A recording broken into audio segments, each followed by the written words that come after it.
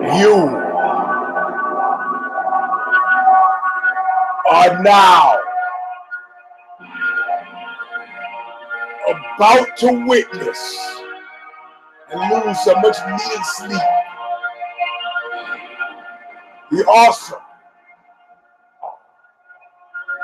crushing might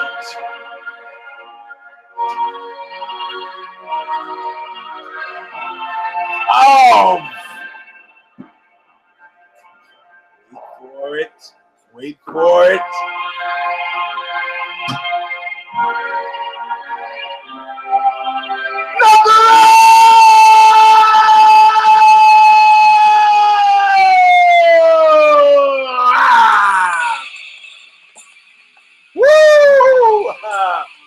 welcome, my friends, to a party that seemingly almost never ends.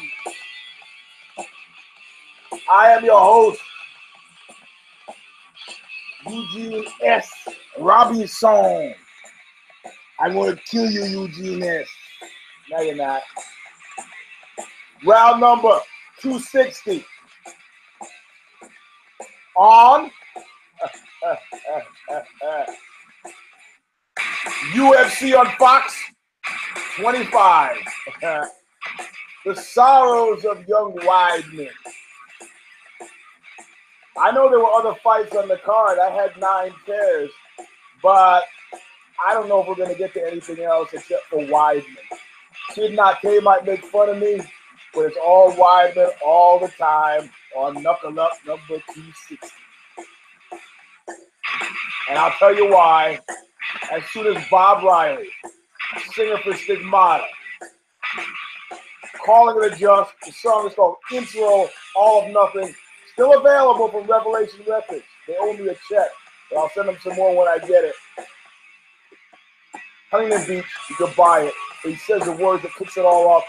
They kick it all off that mean it all. Say it all. I'm on my way back to nowhere. Could not seem so clear. I'm taking a real good look at you.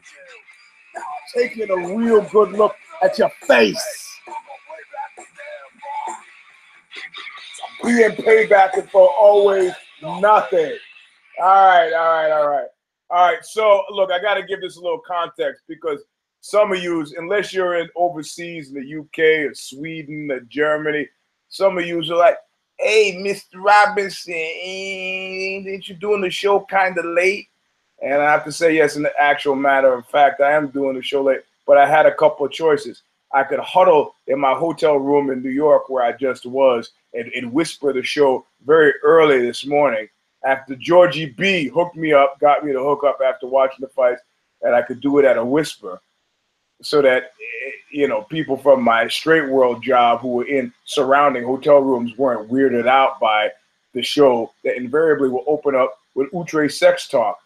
Or I could get on an airplane, fly back, you know, and then start late. And that's what I'm doing now. So for the 11 of you who are here, thanks for listening.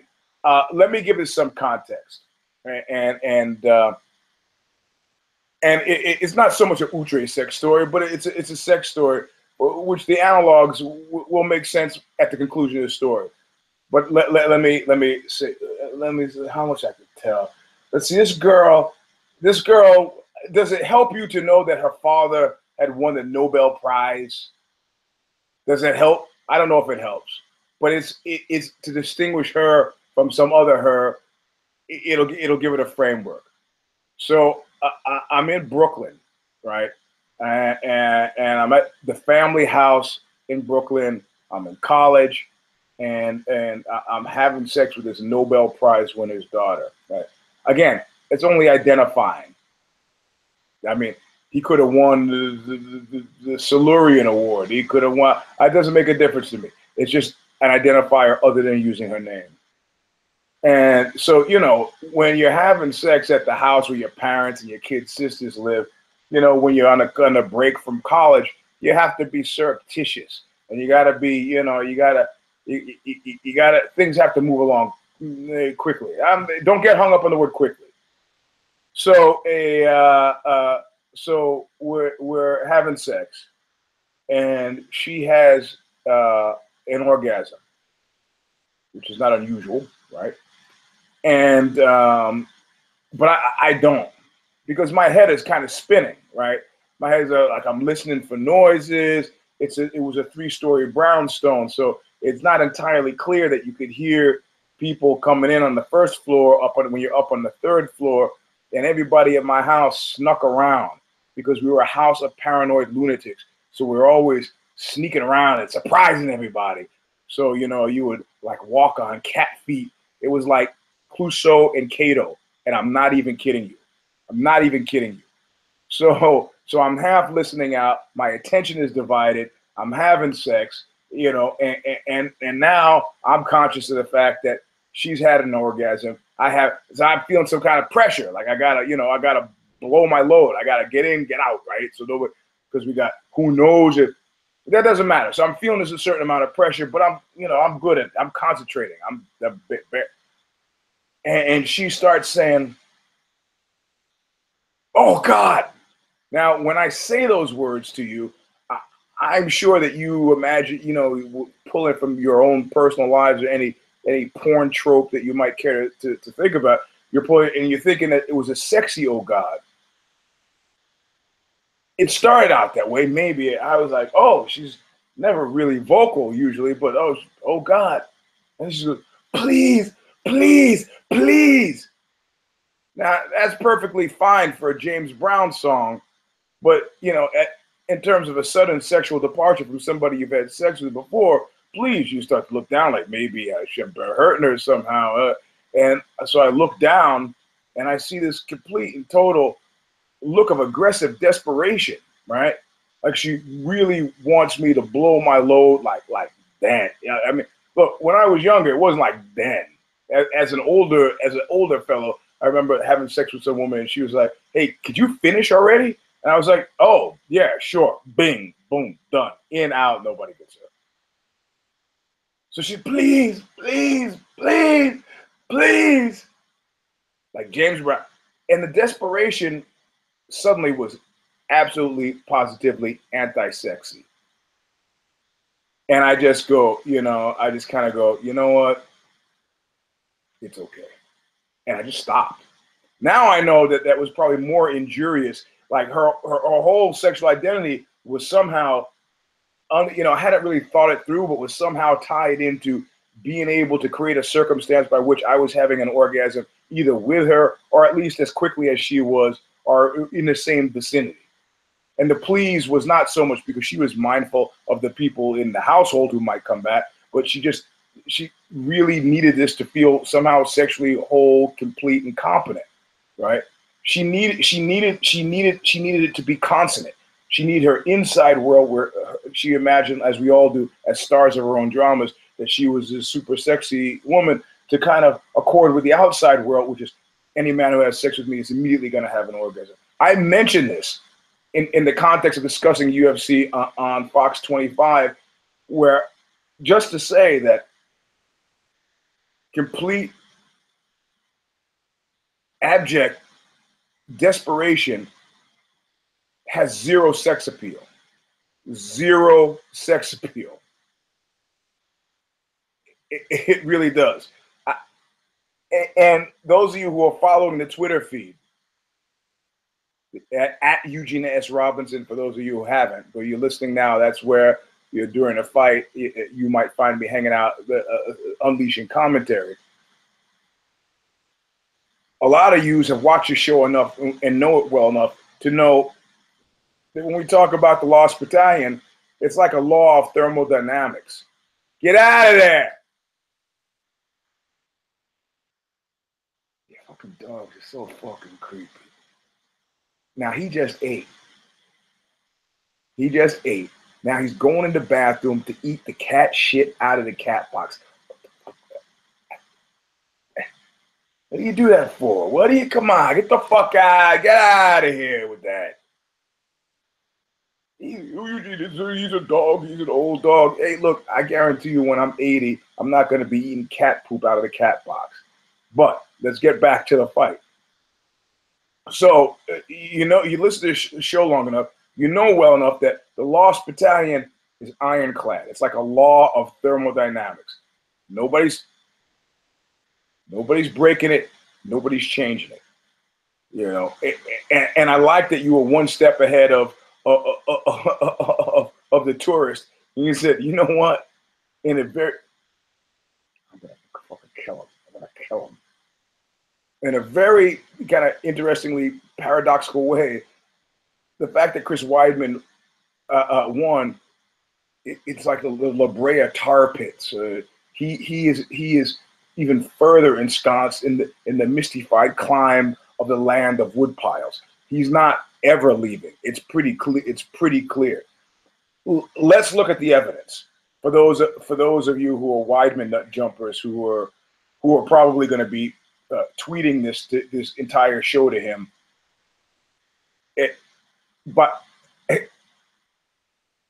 and as a preface to that, I would say this comes from a place of love and concern, Mr. Weidman. This is not deprecation. This is a morbid fascination, and it comes from a place of real love. As a New Yorker, I don't have ADD, but as a New Yorker and a person who sometimes spends some time on stage, at this point now, I'm going to try to tell you things that no one will tell you. Nut jumped or no nut jump. God's honest truth, the last truly free voice in America. Listen and learn. So he has fed us. There's been there's been a treasure trove of mystification in the lead up to this fight. I mean, like someone suggested on the Twitter feed, Eugene, it's like you're almost paying this guy. It's almost like you're paying this guy to do this stuff for you. I was like, yeah, it seems pretty eerily correct. And I'm like, I mean, who would imagine? Who would imagine? Who would imagine that some of the stuff that's come out of his mouth, and that it just fits into the narrative so incredibly well. Now I'm going to read some of it. I can't. Y'all have been.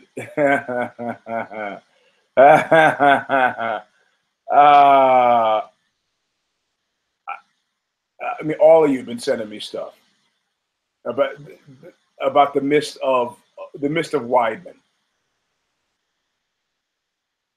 I'm trying to figure out where to jump in with this. You know, it is beyond incredible. Look. I'm gonna focus. Here we go. How about this? I'm going to read, I don't know that he wants me to use his name, but I'm going to read this quote, and it's sent by, let's just call him JF. Quote, I'm sure there's people perceiving it that way, but they are absolutely wrong. I'm on my way up. After this fight, people are going to see who the best guy in the middleweight division is. People are going to want to see me fight for the title, and I don't have to say a word. Just watch me Saturday night. People are going to see the truth. I fought doubters, lost 3 fights in a row. If you see that on paper, people think I'm on my way down. I understand. Watch the fights. They're all fights I was winning. Last one was a weird one, and I am capable to go out there and dominate any 185er. You understand? You understand? Like the most significant qualifier for entry into the Lost Battalion is saying shit that causes the Greek chorus of folks around you to look at each other like, did he just fucking say that? Like if I'm standing in a coffee clutch of journalists and I go, man, I wonder if my article on cuckolds, maybe you think they're going to give me the Pulitzer for that? I think they should give me. I think I'm definitely going to be in the running for the Pulitzer for my piece on cuckolds. And my journalist friends would kind of look at each other like, yo, bro, dude's fucked up. I mean, you know, your friends are your first line of defense, but when you're surrounded by people who are drawing paychecks, Did you look at the corner? Did you look at Maddie and Ray Longo hanging over the edge of the cage? Did you look at their faces? Go back and look. Go back and look at their fucking faces. God damn it. Look, it's one thing to have a New Mexico team. Bring it down, center, bring it down. I mean, one thing that marked the New York attitude that amazed me that Trump is the president, because I thought the New York attitude would forever tonally be out of step with the rest of America. There's a certain inborn cynicism, or like Linton Kwesi Johnson said, merciless realism. That was writ hard on the faces of Maddie, Sarah, and Longo as they're looking over the edge of the cage. It's like, kid, remember that night against Canino when you came down to my dressing room and you said, kid, it's not your night. That was what those faces said. And if you don't think that this was a fucking gimme, let me explain something to you. And I'm not going Zapruder on this. I'm not going conspiracy on this at all, by any stretch of the imagination. But Sean Shelby, also known as Keith, I mean, it was an entertaining matchup. The odds indicated that. The odds indicated that most people thought that Gastelum was going to win. Gastelum was my pick.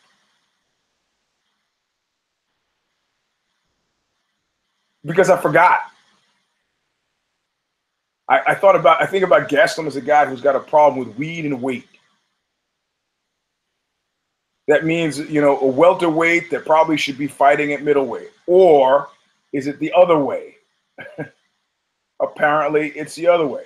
You take a 5'9", 25-year-old whose reach was outpaced by 7.5 inches against a guy who's 6'2" and 185 pounds naturally, dropping to get there.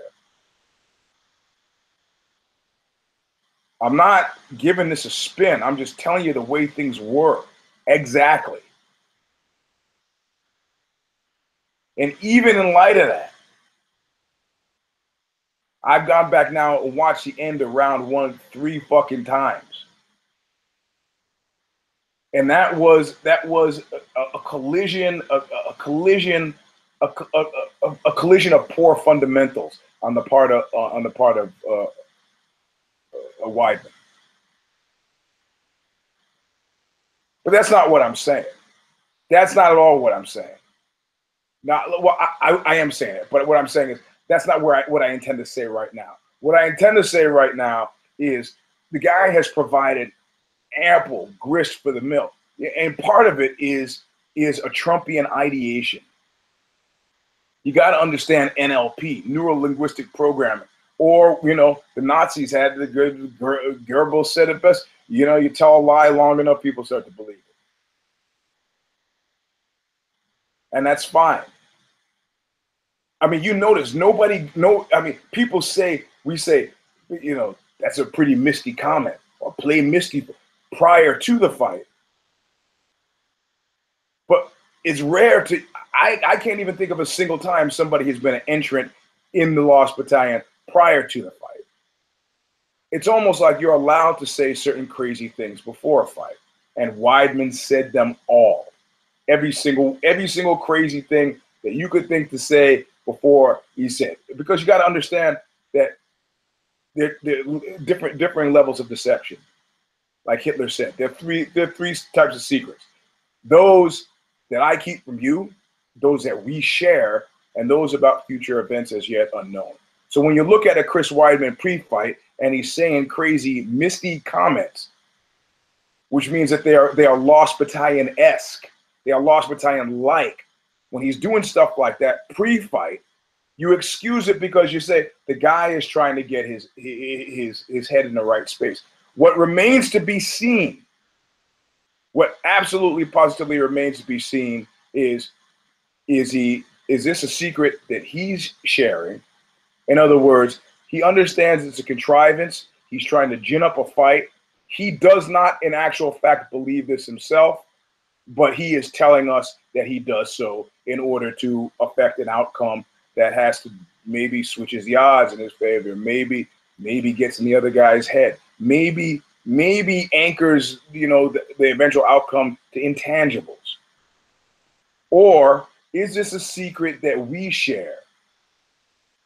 That he knows that we know that he's full of shit.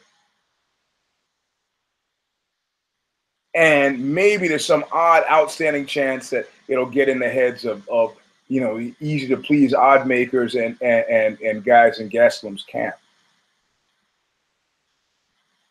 Or it's about future events unknown in a very Trumpian way of just saying, you know, I'm going to win. I'm going to look. I've often said, if you're in the business of prognostication, you can't go wrong. You absolutely can't go wrong. I could say Jesus Christ is going to come back to earth September 1st in Chicago at the Empty Bottle at an Oxbow show. I could say something like that. And if September 2nd comes around and Jesus hasn't showed up, how many of you are going to remember I said that? And then even if you do remember, I said, I mean, that's September 1st. I meant another September 1st. Trump employed that same kind of bullshit, got himself into the White House. Oh, believe me, we're going to win. We're going to win. We're going to win. Except this was like, it was operant conditioning, Manchurian candidate stuff on a massive scale. All those people that watch TV shows that you don't watch. And military guys and cops. Yeah, these are three categories that were steadfastly all, you know, it's like the whole Eric Holder thing and the federal. I got cop friends who were super panicked about, you know, about policing being a federal issue. I mean, real serious, deep-seated paranoia about the feds are going to come in and they're going to nationalize the police forces. They shoot this white Australian woman in whatever the hell it was, Minnesota, Minneapolis, and now the world's freaking out. But the cops didn't see that coming. But you want to talk to a cop friend, that's what they're panicked about. One, mostly because they don't think it'll work. They said, oh, you think it's going to work? Look how well the FBI has done. And then it becomes a big, you know, you start talking to cops, it's like talking to Jehovah's Witnesses. I'm sorry if you're a Jehovah's Witness or you're a cop and a Jehovah's Witness, but you guys, you're worse than me. you gotta tamp it down a bit, just a bit. So where I'm talking about cops, Jehovah's Witnesses, and I lost the strand of thought because I'm tired, because I've had no sleep and I've been on the plane, but I'm bringing you this show. So future events as yet unknown. I mean,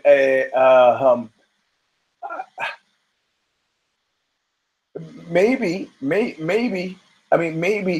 you know, like Trump is trying to create an environment that's conducive to Trump. Maybe that's what he's trying to do. Of future events as yet unknown. But let's look at the facts. Not Zapruder-esque, but let's look at the facts. If Fabricio Verdum is fighting in Rio, and he's fighting, I'm just picking stuff out of a hat. He's fighting Travis Brown. What do you reasonably expect to have happen? I mean, it's not like Scott Coker just invented this stuff. You know, we've had fights in Australia, which are heavy regional cards. Remember on a knuckle up, a few knuckle ups ago, I said, this is becoming the business model. Right? This is becoming the business model. Strong regional outings, develop regional outposts, and then eventually you get yourself an NFL. I myself don't give a shit for Carolina Panthers, but people in North Carolina absolutely do. I saw a guy in the airport with a New York Rangers fucking tattoo on his neck, above the job line. See this? Below the job line. Button it up, put on a tie, nobody's none the wiser. This guy had his New York Rangers tattoo right here above the job line. So if Verdum is fighting in Brazil against a Travis Brown, now Travis Brown could win this fight, but the gamble is that they're going to send 13,000 people home flying high. Another example, Gustafsson in Stockholm against the Anthony Rumble Johnson. Everybody who was Swedish came that night to see the fight and drove home silent, stunned. They knew there was a possibility that Rumble would win.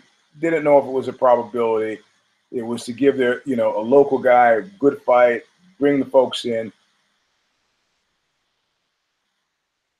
But there's a big difference between a Gastelum and a Rumble. Gastelum's been on a winning streak, but you give away 7 inches, 7.5 inches, and that's a pretty significant gimme for a guy who could flow low singles and ankle picks on you all day, which he did. So just to show you I'm not a complete Weidman hater, let me explain to you what he did that was admirable.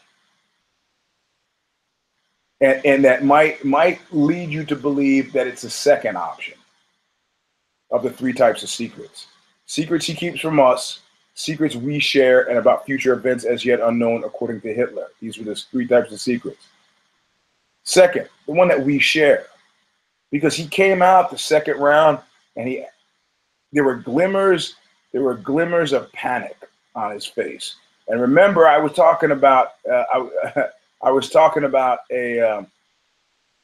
about the head game. When guys are going out, most of the time, majority of the time, head game. Head game. There's no reason why Mike Thomas Brown's time at the top was as short as it was. Head game. He's admitted this as much. That's why I keep mentioning him in that context, because he's actually come out and talked about it. Got to see a head guy about it. Couldn't figure out what it was. Thought he had some disease. I'm training. Maybe I'm overtraining. I'm undertraining. What am I doing? Head. So Weidman came out the second round, and after finishing that first round the way it was, his head wasn't done in. And moreover, let's just get this out of the way. Moreover, that head and arm that was solidly put. I've been tapped with it myself. It was solidly played. It was kind of clumsily applied, but whatever. They're talking about him having a black belt. I was like, who the fuck gave him a black belt? They talk about him having a black belt, and then they mention Renzo in the same sense, but I don't know if he got his black belt from Renzo. In fact, I would venture a guess that he very much did not get his black belt from Renzo. But dude doesn't look like a black belt from where I'm sitting in the seat of a guy who takes jiu-jitsu 6-7 times a week. Doesn't look like a black belt to me. But, I'm got Sorrell as my reference point. So, so he came out the second round, not at all the boggled. I mean, he held it down. So I just want to get that out of the way. But I don't want it to interfere with what Keith, also known as Sean Shelby, did by picking Gastelum. Gastelum was a solid pick. But then you discover, well, they were also friends. Now things get stranger. Not conspiracy strange, just a little stranger. I've talked about this before, and last time I talked about it, I did a whole show that was deep into it. Many knuckle-ups ago when I was talking about Gil Melendez and Josh Thompson. And I went into how you fight people who you know. Totally different. And people say, yeah, Eugene, you said that again about Kelvin when he won the Ultimate Fighter TV show against Uriah Hall, right? And he just came out and fucking murdered Hall. It was like, yeah, and I paralleled that with being at Grappler's Quest, which I won a big Dookie belt for in the open. But then in my division, I beat one guy, and there's a guy from my school. I was like, oh, it'll just be like rolling in school. He's my pal. He's my pal. Dude tried to kill me out there. Took first place. It was like, what the man? We're pals. What do you do? But in general, when I fight guys who I know, even if I'm in training, I'm not going more than 50%. In fact, you know the times when I dial it up to 60, I dial it up because I'm doing the moves. I'm not out to bring all my I got a black belt in fucking raw power strength. But the only time I turn that up over 50 is when I'm rolling with a guy and I can see he thinks he's really getting stuff on me. It's like, yo, bro, I'm only using 50% power here. Don't act like you think you're fucking getting better at my expense. Like I'm your fucking gatekeeper. And then I'll dial that shit up to 60, and then I can see the fear creep into their eyes. It's nice. They all come in looking different. They all leaving the same skin. So they are friends. They've trained together. Gastelum is in actual fact really a welterweight. Yeah, Eugene, you sound like a bunch of fucking excuses. Not excuses, just facts. I mean, what are you gonna tell me that his hands aren't 7 inches, his reach isn't 7 inches less? No, it is. This is a fact. And it's in Long Island. The question is, after being so lukewarm, and like with Knuckle Up, the promise is always to go beyond that curtain. The question is, after being so lukewarm on this guy, it's not like you didn't have time when this guy was a fucking champion to gin him up. After being so lukewarm on the guy, why now? Why now in this division? Because you need a Cinderella story? Is that what it is? Or what? It just the business objectives, or that maybe the guy has done enough video packages and you go, hey, we thought he had zero charisma, but he actually has some charisma. Yes, I'm looking for the spider web of reasons outside why why the sun would start shining the way it is shining. The bald one's sun would start shining. And maybe it hasn't. Maybe, yeah, here we go. Everybody, this fits much more cohesively. Maybe it has to do with his extended and long-term friendship with Maddie Serra. Do it on the island. It's not New York City, but do it on the island. We'll pack it out. You put Chris, you put a couple other local guys. Man, we'll have people, the whole fucking place will be screaming, Weidman, what? And that's what they were doing. And Weidman's wife is saying before, pre-fight, you expect this. Well, you expect it from him. Don't necessarily expect it from the wife. Who's texting me during this show? Yeah, you don't expect it from the wife, but she's like, I'm crying. I mean, the point is, the kind of stuff that his wife was saying about how we're crying, this is our lives, and we feed our kids. It was like the woman I was having sex with that was just, please. I mean, I can't think anybody wants me to have an orgasm that bad, but please. It's like the stuff it was indicating, even the jungle knew. Absolutely, the jungle knew that you cannot have four fight losses in a row and have your name still be in any kind of serious conversation. You can't. And those of us who picked Gastelum, me, did so for a variety of reasons, but I would venture a guess that two of the reasons were, one, we think that Gastelum has got some sort of killer instinct and talent. And he does. All right. If he had done what he had done at the end of the first round with 1 minute and 30 seconds left, I guarantee you the outcome would have been very different. But that's if. We don't even need to say if. And then the other reason is, and this is the beyond reason. The other reason is that I think that we could comfortably say that we picked Gastelum because we want we want the screaming to stop. And by screaming, I'm talking about the large scale, you know, the large scale incoherence coming from Team Weidman, the panic and the desperation. You know, on the one hand, like when I interviewed Halle Berry and she's going on and on about this accident that she got, and finally I was just like, hey, come on, what the fuck, come on. Gives a shit about this accident. Why do you even care? And she just kind of paused, like, you know, first, I'm a journalist and I'd fallen out of character. And secondly, I guess she said, I never thought about it. Like, people get in accidents all the time. What difference does it make? It's not like you ran the woman over with your car and then backed up. Like, oh, yeah. I mean, you know, it's easy for me to say because I don't go to the bank tomorrow and see, you know, what I use to pay my bills affected by what I did on Saturday night. Well, I mean, I guess I do, but, you know, since I was working on Saturday night, I guess that would be an accurate reflection of things. But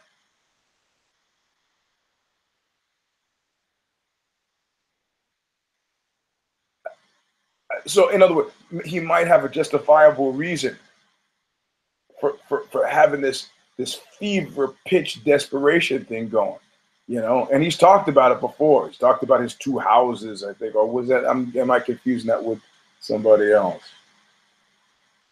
And about his kids in school, and he's, you know, he's not making Conor McGregor money, right?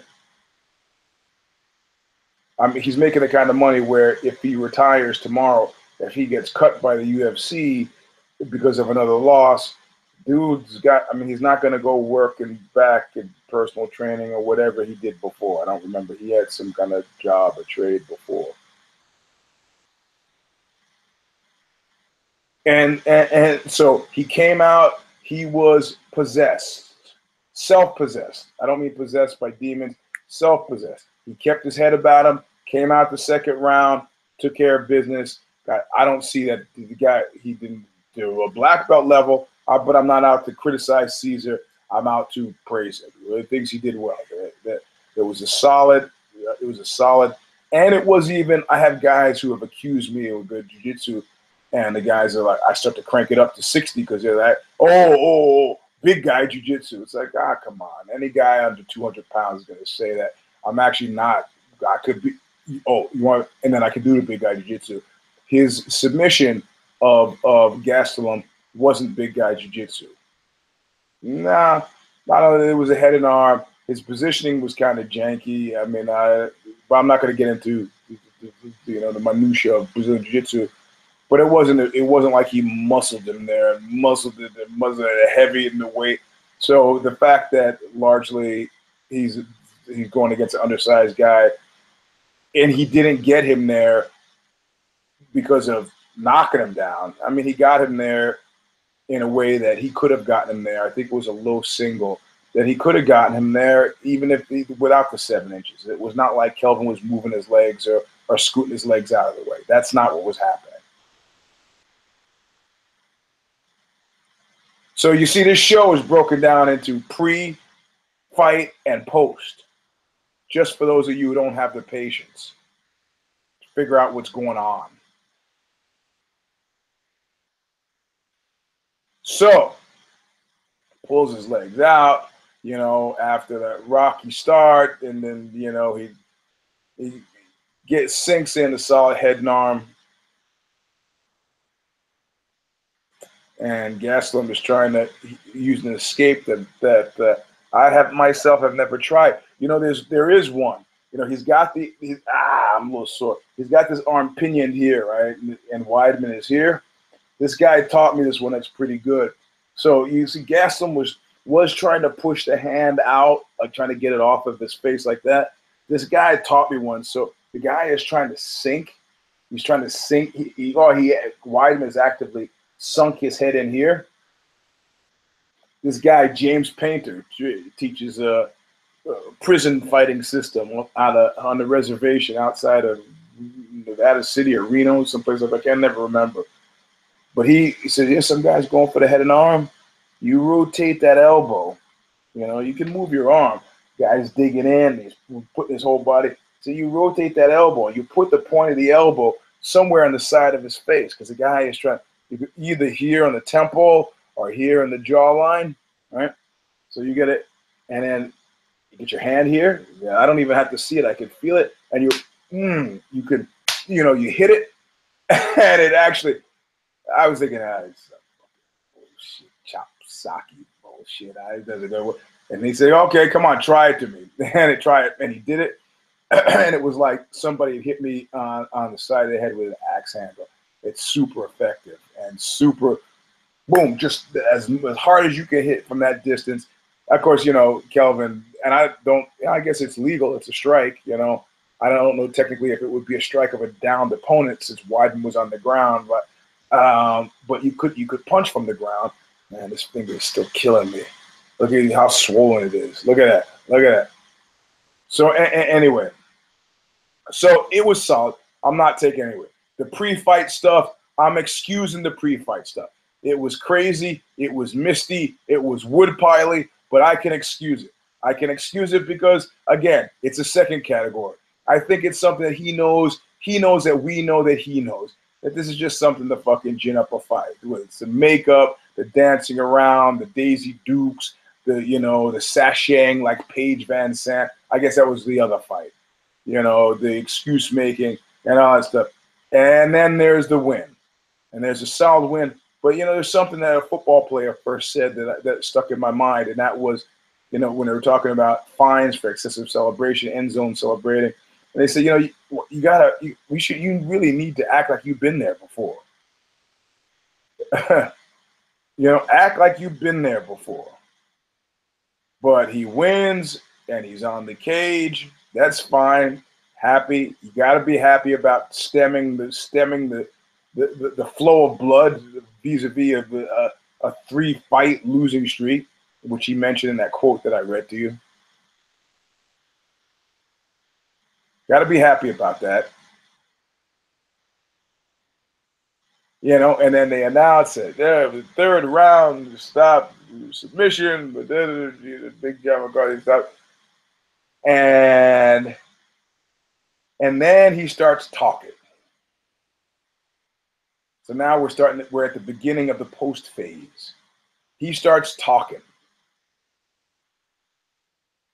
And somebody said, hey, Eugene, did you hear him whisper, fuck you, Eugene Robinson at the end? I said, yeah, I heard it. But yo, bro, the answer, blown in the mist. He starts talking. And while he's talking, he starts saying stuff that is beyond crazy. Let me get some of these quotes that you all were sending me. I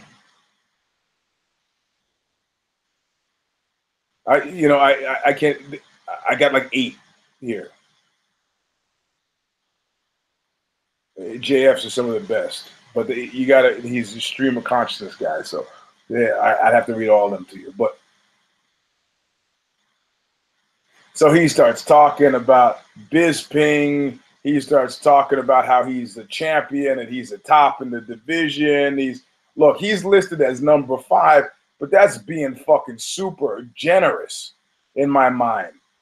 And the people under him are absolutely, positively not guys that are going to let him stay in the UFC long term. It's not going to happen. He's got to go Kung Lee on this one and do some really careful fight picking, because the objective is you should pretty much only be fighting fights that you can win. Because all the stuff that you're saying now, post-fight, pre-fight, we can excuse it as a second category of prevarication. But post-fight is when we hold you to account. And post-fight is when people start silently giving each other looks. And post-fight is when you notice the encroaching mist and the size of the wood pile never ending. Because nobody within the sound of your voice, Mr. Chris Weidman, believes that you will ever be a champion again, including you. who are within the sound of your own voice. You do not believe that, which is why immediately you did the smartest thing in the world. And I'm not saying he's not without his smarts. The way he tried to play it against Gegard Mousasi was pretty clever. It didn't work. Bit him in the ass and was shameful and embarrassing, but it was a good college try. And getting on that fucking microphone and opening his mouth about Bisping, smart move. Smart move. Because nobody sees a long-term career called Bisping anymore. No way. No way. You don't. You don't. If you can honestly tell me you see him fighting 2 years from now, dude's either made some really bad financial decisions or, well, we could just stop there. So, and then he goes to the post-fight presser and the stream, the effluvia of well, okay, and those of you want me to talk about his little dance. So he gives his speech, he calls out Bisping, and then he starts doing the funky chicken. No, the funky chicken was actually a dance. It wasn't the dance he was actually doing, but it was like it was like watching some of these sports dads. And I don't talk about these sports dads at their kids' sporting events. I'm talking about these sports dads who have their own sporting events. Like the guy who shows up at the softball game with the fucking mesh gloves and he's got the gear, you know, or the guy with the pool hall who opens up his case and thinks that he's Slick Willie. He's got the case and he's got, you know, I mean, I show up New York style, dirty, stinking clothes to Brazilian Jiu-Jitsu. I don't have the special finger tape, and then I got this, and you know, those guys, oh, don't do that. God wants. I mean, I should start doing that just to fucking goof on people who do it, but the sheer volume, I mean, it's like the guy, it's almost like in a subconscious way, the panic over doing something that seemingly would get somebody else out of the lost battalion, that is specifically winning a fight, panicked him so deeply, he dug down like the tar baby, he dug deeper into the pit in order to guarantee his placement at the front of that fucking line called the lost battalion. Of guys bumbling, stumbling, fucking around in the mist. Nobody believes that. Nobody on your team, not you, maybe your wife. And just because when you have kids, you do like really aggressive wish projection, you know, this is what causes parents with, you know, kids who have absolutely no aptitude. Oh, put your kid in ballet. The kid's got no fucking sense of grace or rhythm. That kid's not going to be about. Well, why not? Why not? I played basketball, church league, 3 years. All right. But what? I hated it. It was no good. 3 years, 3 baskets. It's like a basket a year.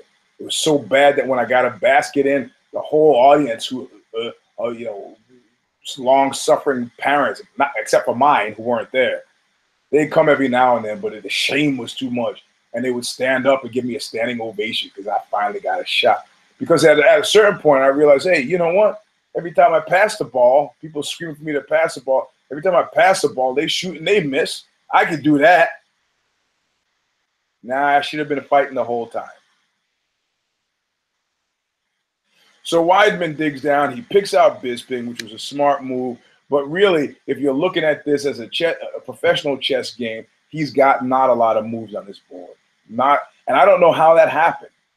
Well, how did it happen? It happened because of that 5%. That head game. That skull game. And I don't know what he's going to have to get beyond this existential weirdness of like, well, what if I lose?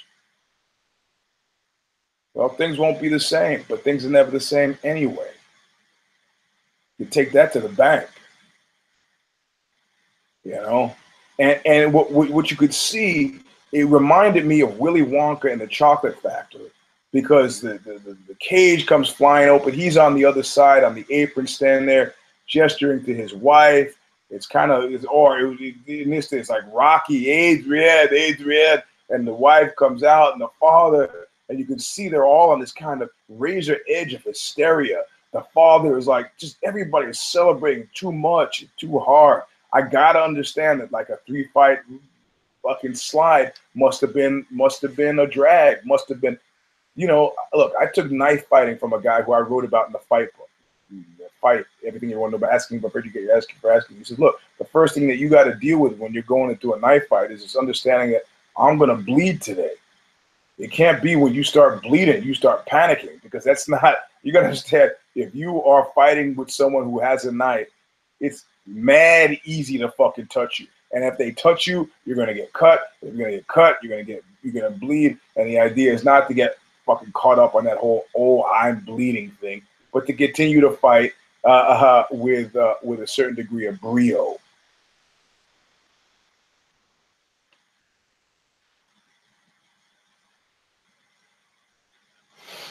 I mean, that's, you know, that's what we're talking about. So to see the whole family, I mean, it's like, man, like some guy, like one of you commenters said, look, I couldn't even restack the shelves in a bookstore or library with that kind of fucking pressure. And I blame everybody around him. I blame everybody around him.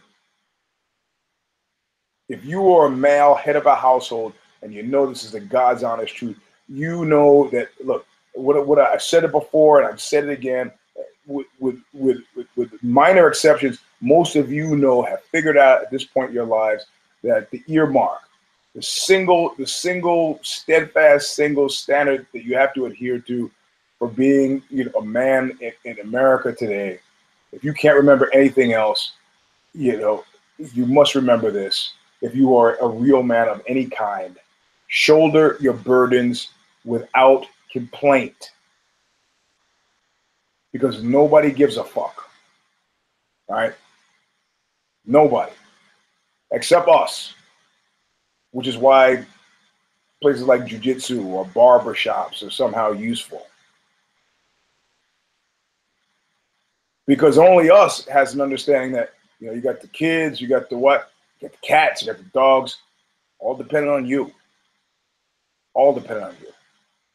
The reason you shoulder your burden without complaint is because by complaining, you share that burden. That's not shoulder. Shouldering is not sharing. Sharing is not shouldering. Maybe to a certain degree, you have to share it with your wife, so you know, so she's not out buying fur coats. You're a little bit cranky, you know, when the kids will, you know, throw their laptop down the flight of stairs for fun. You got to give it some sort of context. That stuff doesn't grow on trees. Dad, we're collecting cans for the poor people. We are the poor people. Oh, Dad, you're so funny. Yeah. So on the one hand, you know, his family was way too involved. On the other hand, I partially blame him for that. Shoulder your burden without complaint. Everybody knows you lost three fights in a row. Get to the business at hand, which he did. Second round and third round. He was never in trouble like he was at the end of the first round. Never. But is he out of the lost battalion? Absolutely, positively not. Because all the stuff he's saying post-fight, which is somewhat a reflection of, he's not pre-chattering his next fight because he doesn't know what the next fight's going to be. He's post-chatting the fight that he just won, which means it's a drunk man's words or a sober man's truths. Now he's speaking from a position of belief, and that belief shows you beyond indubitably, beyond a shadow of a doubt, that he is mired in the veil of mist. Because whose head is he trying to get into? Nobody. Anybody's head that he's trying to get into, in the guys who are 4, 3, 2, and 1, it's not working. You beat Gastelum, you beat the welterweight. You beat a 170-pounder. Like Jay-Z said, I'm not black, I'm OJ. Okay.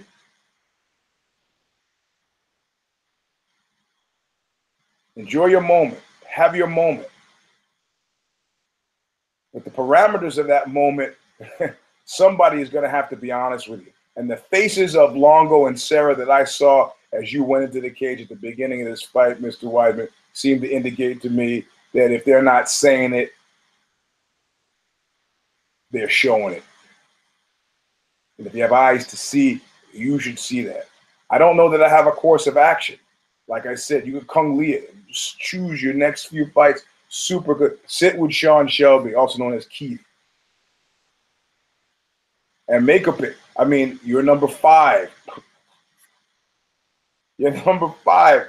Maybe, 6. Maybe there's some juice at 6 or 7, fights. I mean, the reality of it is, I would be hard pressed to see another Weidman run that results in a belt or a title shot.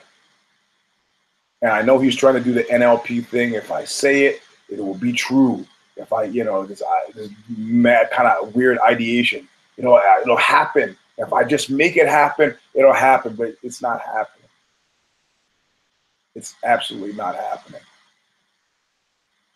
And very much like the woman that we started the show with, the woman who's please, your desire, your very public desire at this point to have it happen, makes us feel bad.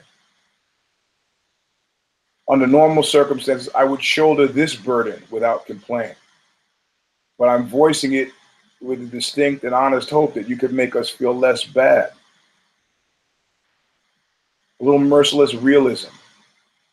Talk to Ray, talk to Maddie, dial it down a bit. But that's not your way. You're in the Lost Battalion. You want to stay the head of the Lost Battalion. And, the job comes with rights and responsibilities. I understand that. But it makes me feel bad for you. Somebody was saying after DC lost to Johnny Boney Jr. last night, he was doing stuff that made him feel about a fighter the way he never wants to feel about a fighter. Pitiably.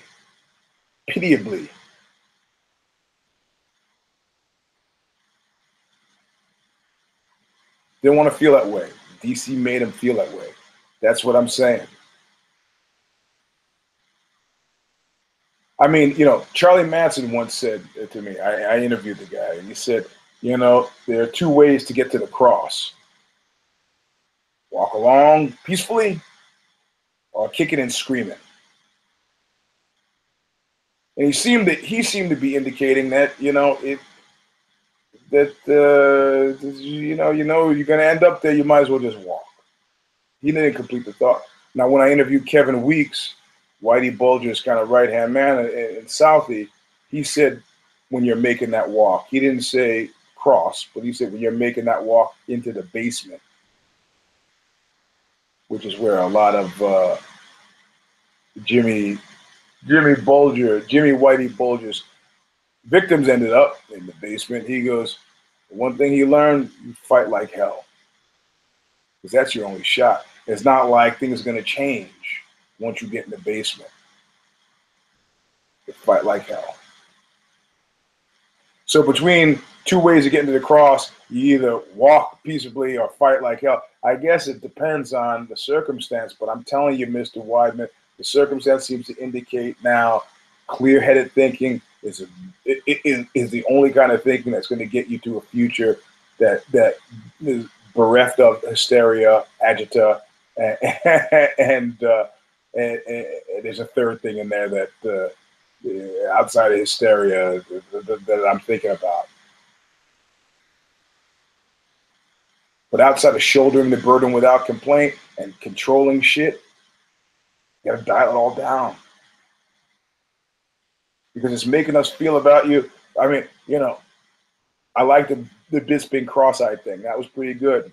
And Bisping will come back with something, and that'll be pretty good. And that's probably a good fight to be talking about. I think he wants to fight you too, because it's a smart fight.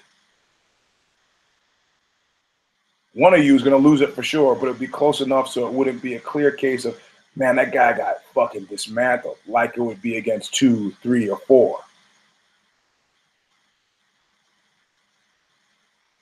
But you still gotta say stuff that's in keeping with what we like to call reality, and that's the show.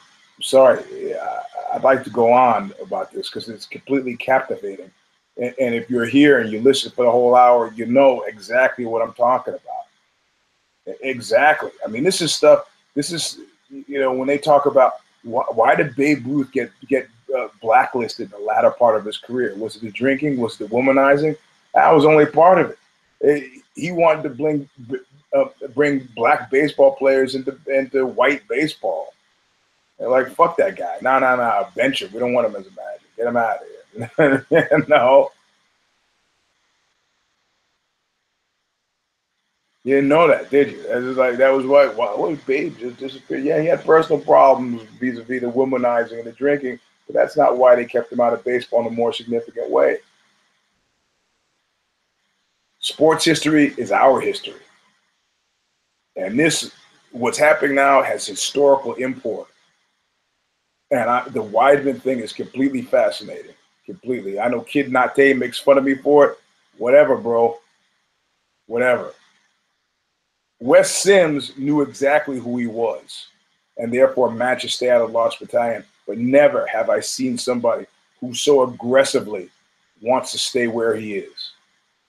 He's not just a member. He's the club president, bumping around out in the woods by a pile in the mist. Anyway, that's the end of Knuckle Up, round number 260. I'm your host, Eugene S. Robinson. Like Kid Nate says, go below, give us a thumbs up. If you're watching this on YouTube, if you're getting this on iTunes, of course, I don't know if there's a thumb there. Oh, there you go. There's something. There you go. Double birds for those of you who listen on the radio. You can sign up for the Twitter feed, or you have to sign up for it. It's just at Eugene S. Robinson. That's my Twitter handle, at Eugene S. Robinson. It used to be locked. It's open now. If you want to go on Instagram, Mr. Sleep 3, but that's gated. That's gated because I got to know who you are. And don't do that thing like, oh, you can't gate me, I'm going to gate you. If you don't have any posts in your thing, I'm not going to let you in because I figure you're a spy. Got to see your photos too. And if I click on it and then you say, oh, I'm requesting it, then I just lose it. It's like you're playing a game. I already told you this. So, but that's a way to get a hold of us. Or Oxbow's Thin Black Duke. Should buy it. It's everywhere. We'll be Tuesday night. We'll be doing what you're gonna call If I Did It, because next weekend we got Johnny Boney Joni and DC got a big fight, and we also have Care Don't Care preview probably Wednesday morning. So now you got the whole rundown. Thanks. I'm gonna climb in bed. Thanks for listening for as long as you've done. Look what you made me do!